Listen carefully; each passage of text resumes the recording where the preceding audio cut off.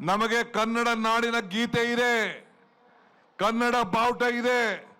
ವಿಧಾನಸೌಧದ ಆವರಣದಲ್ಲಿ ತಾಯಿ ಭುವನೇಶ್ವರಿಯ ಪ್ರತಿಮೆ ಇದೆ.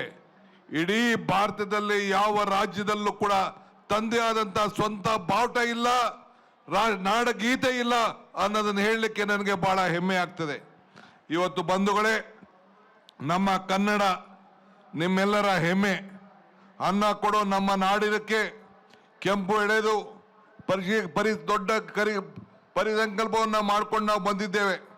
ಕರ್ನಾಟಕ ಬರೀ ನಾಡಲ್ಲ, ನಮ್ಮ ಸಂಸ್ಕೃತಿಯ ಒಂದು ಬೀಡು. ಕನ್ನಡ ಕೇವಲ ನುಡಿಯಲ್ಲ, ನಮ್ಮ ಅಂತರಂಗದ ಮಾತು. ಕಲಿತಂತೆ ಅಮೃತ, ನೆನೆದವರಿಗೆ ನೆರಳು, ಅಂಧರಿಗೆ ದಾರಿ ದೀಪ. ಅಲ್ಲಿರೋದು ಕನ್ನಡ. ಕನ್ನಡ ಭಾರತದ ಎರಡೇ ಅತ್ಯಂತ ದೊಡ್ಡ ಭಾಷೆ. ಇಂಗ್ಲಿಷ್ಗಿಂತ ಪ್ರಾಚೀನ ಭಾಷೆ.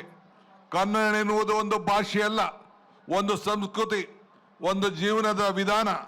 ಇಂಗ್ಲಿಷ್, ಹಿಂದಿ ಭಾಷೆಗಳ ದಾಳಿಯಿಂದ ಅದು ನಸಿಗೊಳ್ಳದಂತೆ ಕಾಪಾಡಿಕೊಳ್ಳುವುದು ನಿಮ್ಮೆಲ್ಲರ ಕರ್ತವ್ಯ.